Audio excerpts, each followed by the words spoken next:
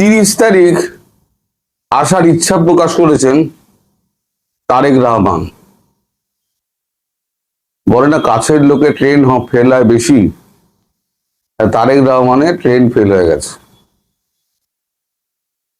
স্টেশনের কাছেই বাড়ি, এখন বাড়ি থেকে তাড়াতাড়ি স্টেশনে পৌঁছাতে পৌঁছাতে ট্রেন বেরিয়ে গিয়ে চলে গেছে। কি হয়েছে আমি পরে বলছি। তার আগে এই যে সবাই বলে না আমাদের দেশে, বিশেষ করে সালাউদ্দিন সাহেব, আমাদের দেশে কোনো জঙ্গি নেই, জঙ্গি বলে আমাদের দেশে কিছু নেই। কিন্তু আমার কাছে কয়েকটা ভিডিও আছে, তাদেরকে জঙ্গি বলে চালানো হয়, তাদেরকে তৌহিদি জনতা বলে চালানো হয়। এই তৌহিদি জনতা যতদিন না পর্যন্ত দূর হচ্ছে ততদিন পর্যন্তই বাংলাদেশে কিন্তু শান্তি নেই। যত নষ্টের ভুল হচ্ছে গিয়ে এই তৌহিদি জনতা, মেয়ে দিয়ে খাল খিঁচে দিলে তখন তৌহিদি জনতা, তখন যদি বাংলাদেশটা শান্তি আসে। এখন কথায় কথায় একটা বারবার উচ্চারণ হয় যে ভারতের কাছে মাথা নিচু করব না, স্বৈরাচারের সঙ্গী, দেশ বিরোধী কারবার, দেশকে ভারতবর্ষ আমাদের দেশকে লুণ্ঠন করেছে, এখন যাবতীয়। তারপরে তো বড় বড় ডায়লগ, চোখে চোখ রেখে কথা বলবো, তারপরে তো উপযুক্ত পরিবেশ না হলে যাব না, এই সমস্ত অনেক ডায়লগ বাজি ছাড়া হয়েছে। আচ্ছা একটা কথা আমায় বলুন তো, এই যে 2 বছর যে আপনাদের এবং ইউনূসের শাসন চললো, আপনাদের 6 মাস, ইউনূসের 18 মাস, 2 বছর, প্রায় একটু বেশি হবে, ভারতবর্ষকে আপনারা কি দিয়েছেন আর ভারতবর্ষ আপনাদের কি দিয়েছে? দাঁড়িপাল্লা হিসেব করুন, দেখবেন যে আপনাদের হিসেবে একটা বড় গোল্লা, আর যেটা দিয়েছেন সেটা হচ্ছে ভারত বিদ্বেষ, ভারতকে ভেঙে খান খান করার জন্য হুমকি। আপনাদের চীনের শি জিনপিং সে যে এমন ঠাসান দিয়েছে, কোনো মুখ ফুটে কথা বেরোচ্ছে। আসলে চীনে ওসব চলবে না। আমেরিকায় গালিগালাজ হয়, আমেরিকায় ডেমোক্রেসি আছে, ট্রাম্পকে তেরে গালিগালাজ করছে। আমাদের দেশের ডেমোক্রেসি আছে, দেশের লোক আমাদের প্রধানমন্ত্রী গালিগালাজ করে। আমিও 2-1বার সমালোচনা করেছি, আমি যে একেবারে তাদের ওপরে যে আছি তা নয়, সমালোচনা আমিও করেছি। ভালো খারাপ কাজের কাজ হলে আমি সমালোচনা করবো। যেমন বলেছে এত তেল মারার কি দরকার, অবশ্য দেরিতে হলেও তো এখন চোখ খুলেছে। এখন বলছে যে না, অনেক দেরি হয়ে গিয়েছে। এবার জয়শঙ্কর খেপেছেন, প্রধানমন্ত্রী মোদী খেপেছেন, অজিত দোভাল খেপেছেন, রাজনাথ সিং খেপেছেন, মানে যারা যারা মাথায় বসে আছে তাদের সবাইকে আপনারা খেপিয়ে দিয়েছেন। এখন আপনারা এখন বোধোদয় হয়েছে যদি আমরা না যাই তাহলে পরে তো আমাদের গঙ্গা চুক্তি, তিস্তা চুক্তিতে জলে জলে চলে যাবে, কত হবে না। আমি এখনো বলছি, আগেও বলেছি, 2টো জিনিস আমি আগে বলেছিলাম প্রথম থেকে। এক, তারেক রহমান ভারতে আসবে না। সবাই যখন বলছিল আসবে, আমি তখন বলেছিলাম প্রথম থেকে আসবে না, এলো না। এই যে 30 তারিখের কথা বলছে, 30 তারিখে আবার একটা প্যাচ পয়সার করবে, যদিও ভারত সে সুযোগ দেবে না, সে কথা পরে আসছে। আর একটা কথা আমি বলেছিলাম যে এই তৌহিদি জনতার হাতে তারেক রহমান মরবে। দেখে নেবেন, তৌহিদি জনতার হাতেই তারেক রহমান মরবে। কারণ যত রকমের গাড্ডা আছে সব গাড্ডায় ফেলার আসল জায়গা হচ্ছে ওইটা। শেখ হাসিনা 2 বছরে আপনারা শেখ হাসিনা চলে যাওয়ার পর দেশের উন্নতি করতে পারলেন না কেন? শেখ হাসিনা তো গ্যাস চুরি করে থেকে আরম্ভ করে একেবারে চালের বস্তা বস্তা সব ঘাড়ে করে ভারতবর্ষে নিয়ে চলে এসছেন, এবং গ্যাসও নাকি ওখান থেকে রপ্তানি হতো চোরাই পথে, পাইপ লাইন দিয়ে। তাই এখন গ্যাসের জন্য, তেলের জন্য এখন হরকাচ্ছেন কেন भाई? हम लोग तंग चुके हैं, अब तो पीछा छोड़ दे भाई। আমরা দেশটা স্বাধীন করে দিয়েছিলাম, আর যদি দেশটা আমরা স্বাধীন না করতাম তাহলে পরে ওই টিক্কা খানের বুটের নিচে এখনো কিন্তু পিষতে হতো। আপনাদের হচ্ছে থুতু ফেলে থুতু চাটার মতো অবস্থা। আপনার লজ্জা শরম কিছু নেই। এই যে এত বিপ্লব টিপ্লব দেখালেন, এখন বলছেন 30 তারিখে আপনারা আসবেন। মানে আপনারা আসবেন বললেই তো হলো না। নরেন্দ্র মোদী তো শুরুতেই বলে দিয়েছিলেন 22, 23, 24, 25 এর মধ্যে এলে আসবেন, বা 22, 23, 24 এরকম কিছু একটা হবে, এর মধ্যে আসবেন, তারপরে ব্যস্ত হয়ে যাব। উনি ওনার ইচ্ছে মতো 30 তারিখে উনি ডেট ঠিক করেছেন, উনি যাবেন, হুজুর আসবেন। হুজুরের জন্য একেবারে ফুলের থালা নিয়ে আমরা একেবারে নর্তকীরা নৃত্য করতে করতে তাকে প্লেন থেকে নামাবে, নামিয়ে গাড়িতে ওঠাবে, উঠিয়ে তাকে নিয়ে যাবে। শুনুন, যে সম্মান পাবার যোগ্য নয় তাকে সম্মান দেখাতে যাবেন না। জীবনে এটা একটা বড় শিক্ষা। যদি সম্মান পাওয়ার যোগ্য হতো তাহলে পরে ওইখানে রাষ্ট্রপতি ভবনে উনি উপস্থিত হতেন এবং সম্মানটা উনি পেতেন। তাতে কিন্তু বিশ্বে ওনার মাথাটা উঁচু হতো যে বৃহৎ একটা গণতান্ত্রিক রাষ্ট্রে উনি একটা এই সম্মান পেয়েছেন, তাহলে পরবর্তী রাষ্ট্রপ্রধানরা তাকে একটু সম্মানের চোখে দেখতেন। হ্যাঁ, নিজের গানটা নিজে খুঁড়েছেন। এখন তো সবাই ক্ষেপে আছে। এখন 30 তারিখ উনি বলেছেন আসার একটা উদ্দেশ্য, একটা করেছেন যে আমি 30 তারিখ যেতে চাই। তা প্রধানমন্ত্রী গতকালকে প্রিন্সিপাল সেক্রেটারিকে বলে দিয়েছেন যে আপনি জানিয়ে দিন যে 28 পর থেকে আমি এখন প্রচন্ড ব্যস্ত, আমি কোন রকম টাইম হয়তো দিতে পারবো না, দিতে পারলে আমি জানাবো। আপনারা অভদ্রতা করতে পারেন, একটা চিঠির প্রাপ্তি স্বীকার না করতে পারেন, কিন্তু ভারতবর্ষ অভদ্র নয়। ভারতবর্ষ চিঠির প্রাপ্তি স্বীকার করে এবং তার উত্তরও দেয়। সামনে শুক্রবার দিন জয়শঙ্কর দেখবেন আমাদের জয়সওয়াল কি বলেন, ঠিক কূটনৈতিক উত্তর দিয়ে দেবেন। আর জয়শঙ্কর তো আমাদের বলেই দিয়েছেন পারস্পরিক সম্মানের ভিত্তিতে কথাবার্তা হবে। আপনি আমায় অসম্মান করবেন, আমি আপনাকে সম্মান করে যাবো, দুটো একসঙ্গে চলতে পারে না।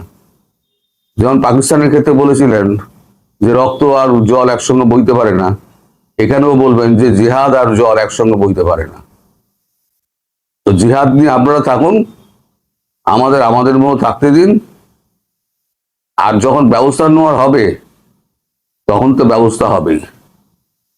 আজকে একটা বৈঠক আছে, বৈঠক এখন এই 11টায় শুরু হয়েছে, বৈঠকটা চলছে।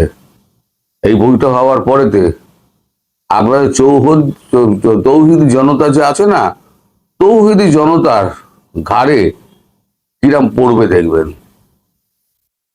তৌহিদি জনতা সব হাওয়া হয়ে যাবে। এটাকে মোটেই হালকা করে নেবেন না। আর এখানে আসার চেষ্টা করবেন না, কারণ এখানে আসার অনুকূল পরিবেশ নেই। আপনারা যেটা অনুকূল পরিবেশের কথা বলছিলেন জাহিদুর রহমান, যে এখন যাওয়ার মতো অনুকূল পরিবেশ নেই, আমরাই বলে দিচ্ছি এখন অনুকূল পরিবেশ নেই, তাই দয়া করে আসবেন না। করজোরে বলে দিচ্ছি, দয়া করে আসবেন না। এর থেকে বড় যুদ্ধ মারা আর কি হতে পারে কূটনৈতিক ভাষায়? এর থেকে বড় কিছু হতে পারে না।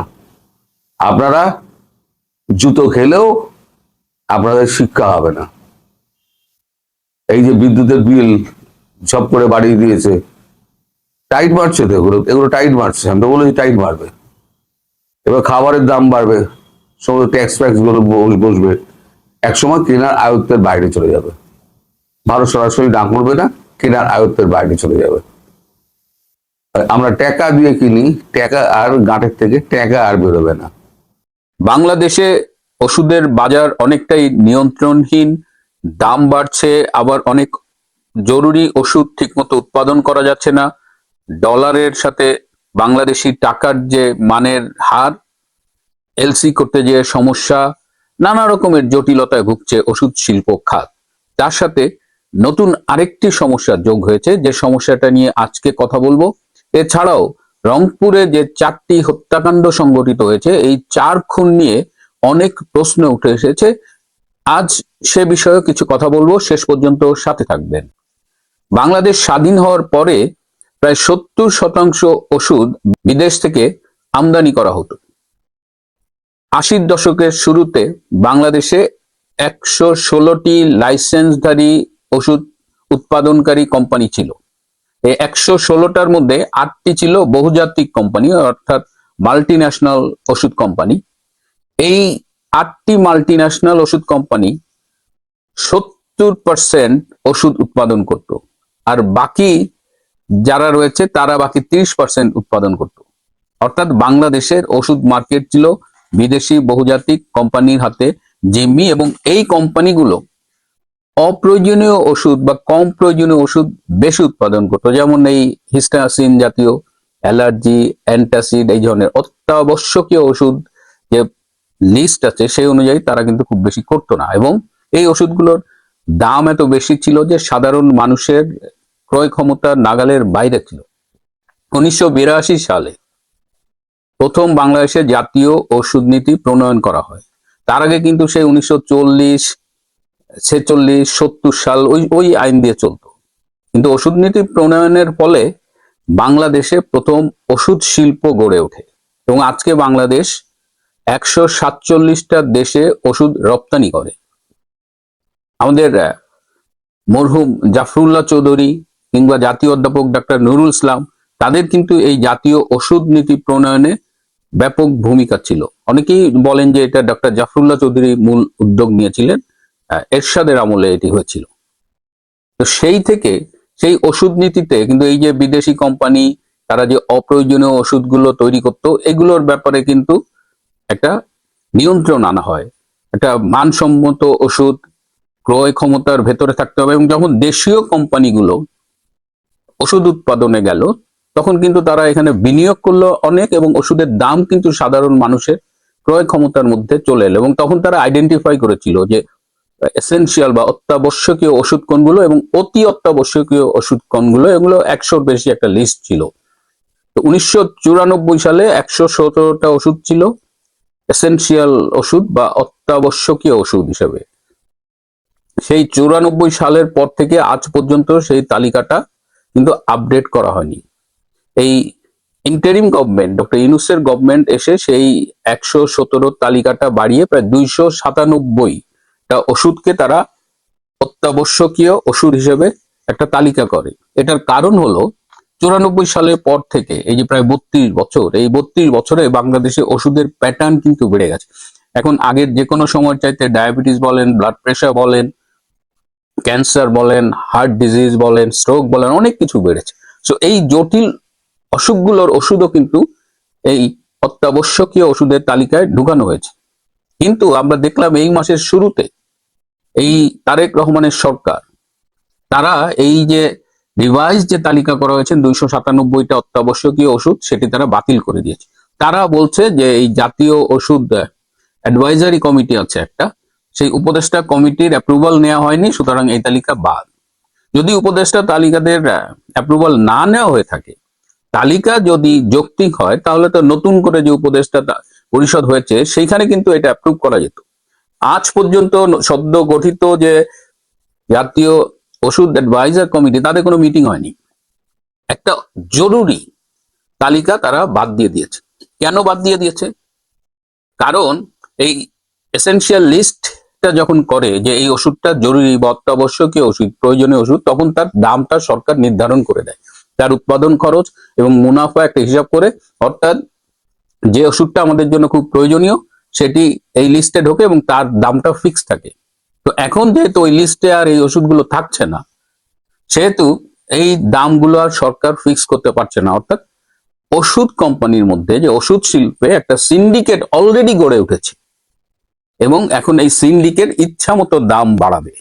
তার মানে দিনের শেষে ক্ষতিগ্রস্ত হবে সাধারণ মানুষ, আর এই সিন্ডিকেট যে মানুষের পকেট কেটে টাকাগুলো নেবে, তার একটা ভাগ চলে যাবে আমাদের স্বাস্থ্যমন্ত্রী এবং এমনকি তার উপরেও আছে, কারণ এই সরকারের অতীত হলো কমিশন 10%, অনেক কিছু আমরা শুনেছি তারেক রহমানের সাথে নামে। সুতরাং এখন আমরা দেখতে পাচ্ছি যে এখন এই সরকার পলিসি লেভেলে এমন একটা ব্যবস্থা করছে যাতে সাধারণ মানুষের আরো ক্ষতি হয়। এমনিতেই একটা গবেষণায় দেখা গেছে যে সমস্ত চিকিৎসা ব্যয়ের প্রায় 65% হলো মানুষ ওষুধ কেনার পেছনে ব্যয় করে। মানে আপনার যদি টোটাল ট্রিটমেন্ট কস্ট 100 টাকা হয়, তাহলে 65 টাকাই হবে আপনার ওষুধ কিনতে গিয়ে।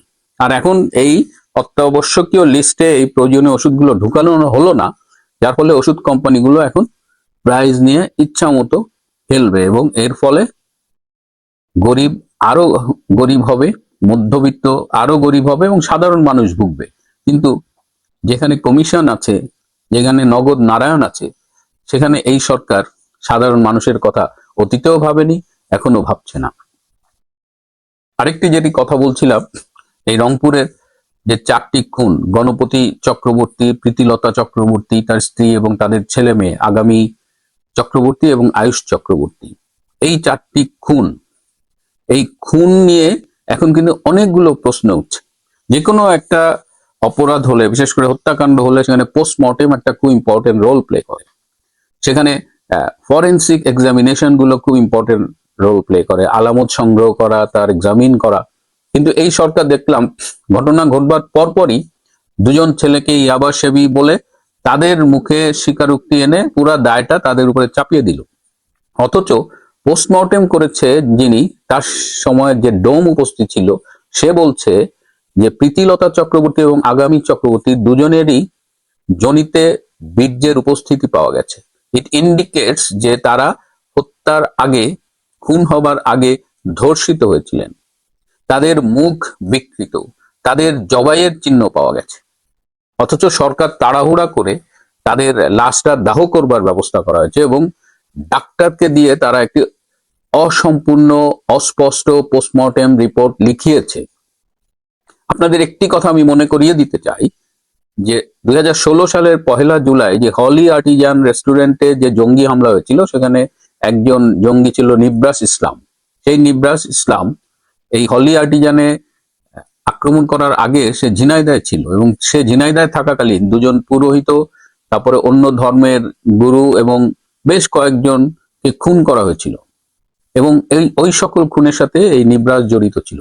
এই রংপুরের হত্যাকাণ্ডের প্যাটার্ন দেখে মনে হচ্ছে যে এটা স্বাভাবিক কোনো হত্যাকাণ্ড নয়, এটা জঙ্গিদের দ্বারা সংগঠিত একটি সুপরিকল্পিত হত্যাকাণ্ড। এখন এই যে রংপুরে ঘটলো, সংখ্যালঘুদের উপরে এই অত্যাচার, এইটা কিন্তু অনেক কিছু ইন্ডিকেট করে। আমি আশঙ্কা করছি যে সেপ্টেম্বর অক্টোবরে দেশে এই ধরনের খুন খারাপি অনেক বেড়ে যাবে, জঙ্গিদের তৎপরতা অনেক বেড়ে যাবে। তাহলে সরকার কেন এদের প্রশ্রয় দিচ্ছে? সরকার কেন প্রকৃত ঘটনা আড়াল করতে চাইছে? ইট ইন্ডিকেটস যে সরকারও এই জঙ্গিদের পৃষ্ঠপোষকতা করছে। যদি সরকারি পৃষ্ঠপোষকতা না থাকতো, তাহলে এই হত্যাকাণ্ড নিয়ে পুলিশ এবং আইন শৃঙ্খলা রক্ষাকারী বাহিনী এরকম ন্যাক্কারজনক ঘটনা ঘটাতো না। এবং যে পুলিশের যে কর্মকর্তাটি কাঁদলেন, বোঝাই যাচ্ছিল যে এই কান্নাটি একটি মেকি কান্না।